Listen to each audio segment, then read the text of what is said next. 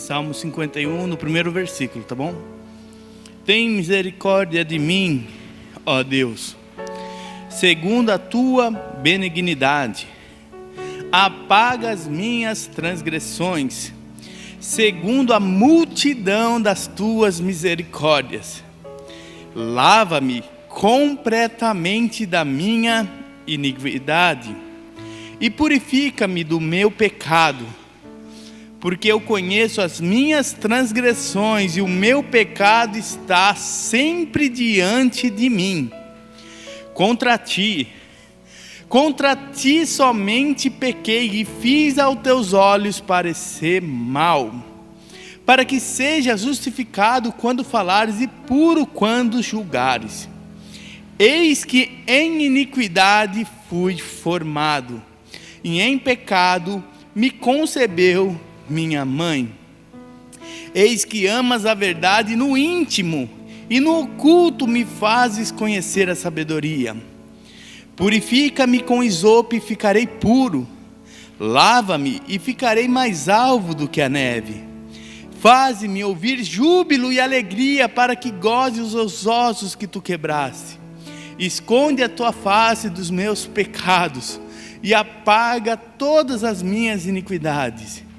Cria em mim, ó Deus, um coração puro e renova em mim o espírito reto.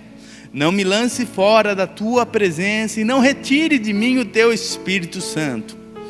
Torna-me a dar-me a alegria da tua salvação e sustente com o espírito voluntário. Até aqui, igreja. Só esses salmos, se a gente ler eles, tem 19 versículos, ele é uma pregação só em si. Eu amo muito esses salmos.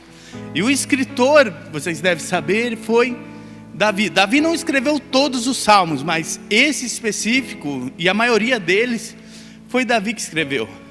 Você vê que nesse momento que Davi está escrevendo, algo aconteceu na vida dele, que foi o momento que ele soube a notícia que o profeta ali fala para ele, que ele pecou, que ele errou, que ele cometeu ali um homicídio, que ele tinha feito ali um adultério, tinha ali, feito várias coisas. O peso do pecado caiu sobre a costa dele, e o peso do pecado, nenhum homem, nenhuma mulher, nenhum ser humano tem condição física, psicológica, nós não temos estrutura para conseguir carregar o peso do pecado, é impossível. O homem na nossa estrutura, a mulher na sua estrutura, o ser humano carregar o peso do pecado, não é, nós não fomos criados para carregar. Por isso que Jesus é maravilhoso, quando Ele vem e pega o peso do nosso pecado e leva na cruz com Ele, para nos fazer livre dessa culpa.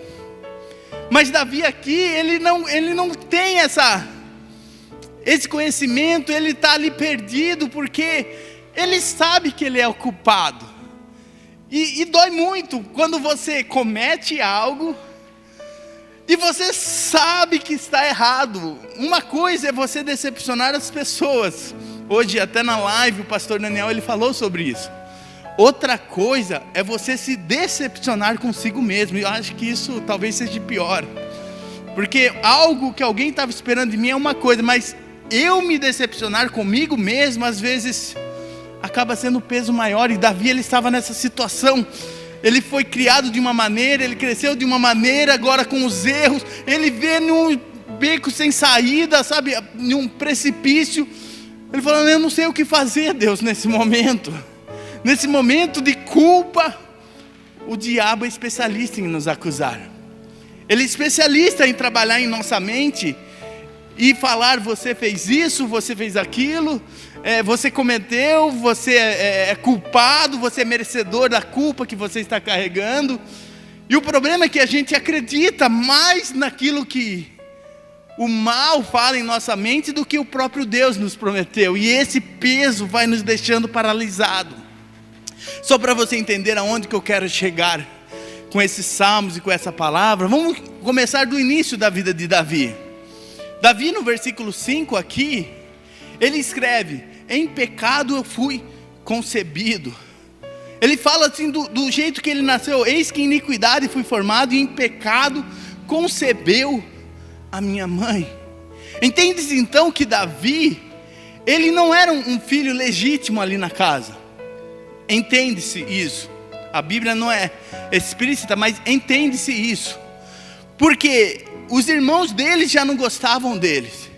E não era por ele ser irmão menor. E o irmão menor atormenta a gente sabe disso. Quem tem o irmão caçula como provoca.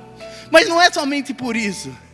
Você vê que o tratamento na casa dele, de Davi, é diferente. Então, o pai dele, Jessé, em algum momento teve um relacionamento extraconjugal. A mulher ficou grávida, nasce Davi, e Davi, homem, fica com o pai. E aquela culpa de Jessé, ele vai ter que carregar por resto da vida. Porque ele olha aquilo e fala: nossa, que desonra para o meu lar. E entende-se a época que eu estou falando. Muitos mil anos atrás. Antes de Jesus, antes de tudo, é muito tempos atrás. Imagine a situação de Davi. Então os irmãos olhavam para Davi e falavam: você não pode sentar à mesa. Você não pode viver, porque você é uma vergonha para a casa do nosso pai. Você é a vergonha, você é a mancha. Imagine uma criança, um adolescente ser criado ouvindo que você não pode. Então o que Davi fazia? Ele fazia o trabalho de um servo. O servo que ele fazia? Ficava distante. E a gente sabe onde que Davi cresceu? Cuidando de ovelhas, lá longe. Ele não crescia na mesa com os pais. Ele crescia lá longe. E você vê que lá longe, com todos os problemas, com todos ali ataques psicológicos que ele podia sofrer dentro da sua casa, ele escreve o maior salmos que, independente se você é crente, católico, evangélico, espírita, ateu, você conhece. Você pode perguntar para qualquer pessoa e falar: o Senhor é meu pastor e nada me faltará. Todo mundo conhece. Então, o momento que Davi escreve os Salmos 23 é o momento mais triste da vida dele, que ele está sendo desprezado pelos irmãos, pelo pai, e vivendo toda essa situação. Ele sobe lá cuidando das ovelhas, talvez ele pegue e fale assim: ah, Deus, eu não estou com o amor dos meus pais, eu não tenho o amor dos meus irmãos, mas o Senhor é o meu pastor e não vai faltar nada na minha vida. Você vê que ele não se prende nas situações que estão acontecendo ao redor. Os olhos deles estão apenas no Senhor. E por isso ele teve força. E você vê que algumas coisas que ele escreve nos Salmos 23 não é mera coincidência, era porque ele estava vivendo. Ele sabia: Senhor, quem é o meu dono? Aqui eu sou ilegítimo no meu lar, mas é o Senhor que é o meu pastor, é o meu dono. E ele sabe, pastor de ovelha, cuida, leva para beber água, alimenta, tira a dor, tira ali, cuida das feridas. Ele fala: Senhor, eu quero ser cuidado por ti como uma ovelhinha. Como eu cuido desse rebanho de ovelha, eu quero que o Senhor cuide da minha vida, Senhor. É isso que Davi viveu a vida inteira. E ele escreve: Senhor, preparas uma mesa perante mim, na presença dos meus inimigos. Sempre eu acreditei, muitos anos, porque em uma escola dominical, eu lembro bem isso ficou na minha mente, crianças ainda, uma professora, e não foi maldade dela, foi o jeito que ela aprendeu, ela passou para a gente. Ela ensinou Salmos 23, e ela ensinou que esse versículo, Davi estava falando assim: prepara uma mesa perante mim, que meu inimigo veja eu comendo, e ele fica olhando, e eu fico: eu venci. Sabe aquele sentimento?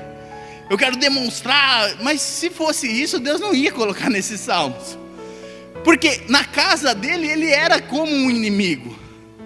O que ele estava querendo? Senhor, prepara uma mesa, Senhor, que mesmo eu sendo inimigo deles, mesmo tendo toda essa confusão, que eu possa sentar na mesma mesa no meu lar. E você vê que tantas coisas que aconteciam na vida de Davi nesse tempo, que até a comida, ele comia do resto, porque aquele que não era legítimo tinha que esperar aqueles que eram legítimos comer na mesa. Entenda o legítimo e o ilegítimo na situação de Davi. Aí depois que ele comia, ele pegava tudo o resto do que sobrou, podia comer, e depois ele tinha o trabalho de levar para o lixo, para o monturo. E você vê que os Salmos, ele escreve também: o Senhor me tirou do monturo, do lixo, do lamaçal, e me colocou para sentar com príncipes. Não é mero romantismo que Davi faz, era a vida dele. Agora, com tudo isso que eu contei, você sabe que ele vai pecar com Urias, que ele vai pecar com Betseba, vai fazer a maldade com Urias, vai colocar Urias num lugar, o marido de Betseba, para morrer. E ele sabe que Betseba vai gerar, e tudo que Davi viveu a vida inteira, aquele filho vai viver. Então, quando Davi tenta fazer um esquema para que Urias vire o pai da criança legítimo, ele não estava querendo apenas tirar a culpa dele, ele estava querendo que aquele menino, aquela menina, aquela criança não sofresse tudo o que ele passou na vida. Porque se Urias tivesse ali o relacionamento com a Betseba, se ali tivesse enganado, Urias ia, eu sou o pai da criança, e a criança não ia ser discriminada na sociedade, naquele lugar. Ele não vai passar as mesmas coisas que eu passei. E esse é o grande problema, quando a gente se vê numa circunstância que a gente está vendo, e vai dar problema, vai dar confusão, vai dar, sabe, alguma coisa vai dar errado. Normalmente a gente quer fazer algo para resolver.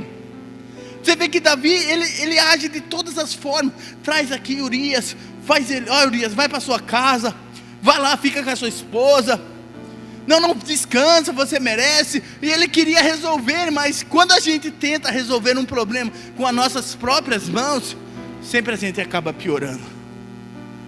Sempre acaba piorando. E esse é a grande questão, como que a gente quer correr dos problemas que vão nos atingir, seja por culpa nossa, como Davi e Betseba, ou seja, como o pai de Jessé, que Davi não teve culpa nenhuma em nascer naquele caso. Então vai vir situação na sua vida que realmente foi consequência do meu pecado, e também vai vir situação na minha vida que eu não tive culpa nenhuma. Que culpa que nós temos, que Porto Feliz tem dessa situação que o mundo está passando, que o Brasil está passando? Eu não tenho culpa nenhuma. Quando a gente percebeu, a gente já estava no meio de toda essa situação, e muitas vezes a gente quer dar esse jeito. Muitas vezes você olha assim, mas Deus, que culpa eu tenho de estar passando isso? Realmente você não tem culpa nenhuma. A diferença das duas posições que Davi esteve, seja uma situação que aconteceu na vida dele, ou seja, por causa que ele cometeu, foi consequência do erro dele, é que na primeira, ele olhou para o céu e falou, Senhor, me ajuda nessa situação. Na segunda ele falou, eu vou tentar resolver, e ele acabou piorando. Que nessa noite, nessa tarde, nesse final de domingo, que a gente se torne o primeiro Davi que fala assim, Senhor, seja eu tenha culpa disso ou não tenha culpa disso, eu não estou dizendo, não é o ponto aqui, se você tem culpa ou não tem culpa. Eu não quero falar sobre o problema, eu quero falar sobre a solução dos problemas que a gente enfrenta no nosso dia a dia. E a solução do meu problema só vai vir quando eu reconhecer que, Senhor, eu preciso da Tua ajuda na minha vida, Senhor, me tira dessa situação. Não é da maneira que eu quero, mas sim da maneira que Tu queres, Senhor, eu quero resolver. E você vê que Davi só cai em si na segunda situação, ali de Urias, Betseba e daquela criança, quando ele não vê mais esperança. Porque Urias já estava morto, por causa de Davi. A criança está doente, e ele tem uma palavra de morte. Ele se olha e fala assim, o que tinha para dar errado deu na minha vida. O que tinha para complicar, não tem para onde complicar mais essa situação. E eu quero sair dessa situação. Então ele começa a fazer essa oração, ele se entra num lugar retirado e fala assim, Senhor, agora, só eu e ti, Senhor. Só eu e você, Deus, nesse momento, nesse lugar. E ele entra nessa batalha, me entende a palavra batalha? Nesse lugar secreto que ele fala assim, Senhor, é agora que eu quero que resolva esse problema na minha vida. Eu não quero que amanhã eu continue da mesma maneira.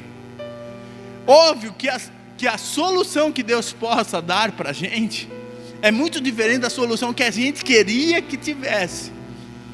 Porque ali a palavra era que a criança não ia sobreviver àquela doença.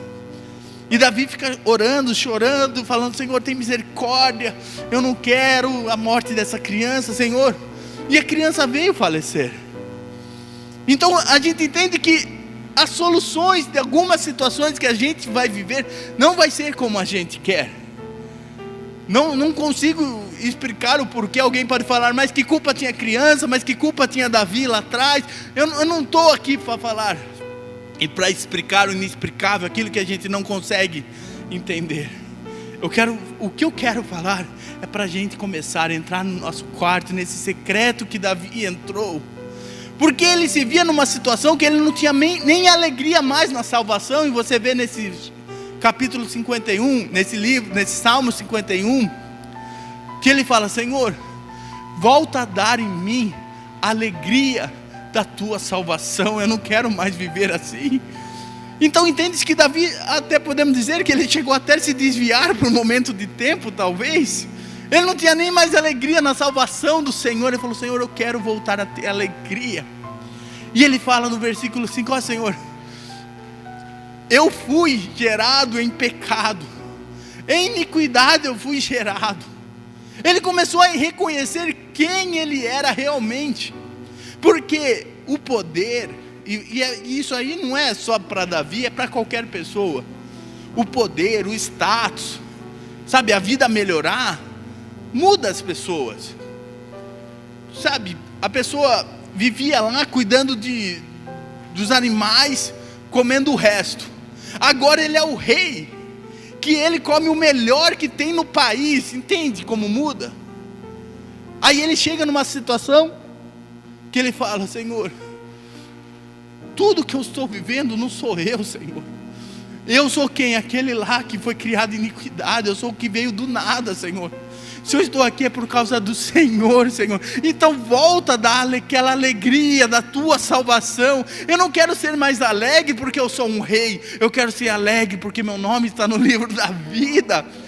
Eu quero voltar a ter aquela visão do menino cuidando de ovelhas, do menino lá que ficava lá, talvez com vários problemas com a família, mas que era servo de Deus. Ele queria voltar àquilo que ele vivia. Que as situações, seja essa pandemia, seja outros problemas, seja o que for, não mude aquilo que Deus criou em você.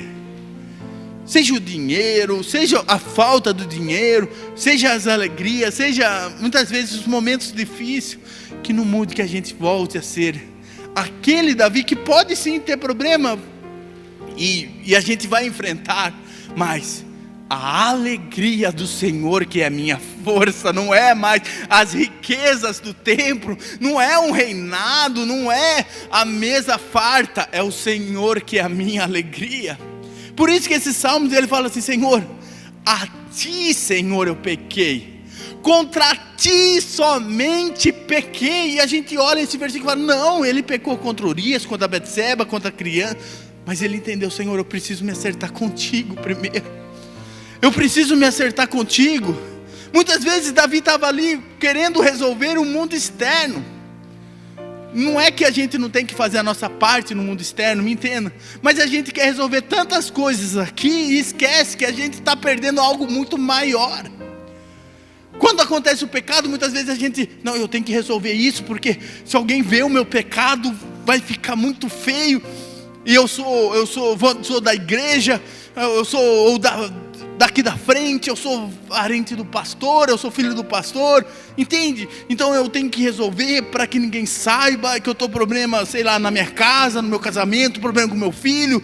E como que uma pessoa da igreja tem problema?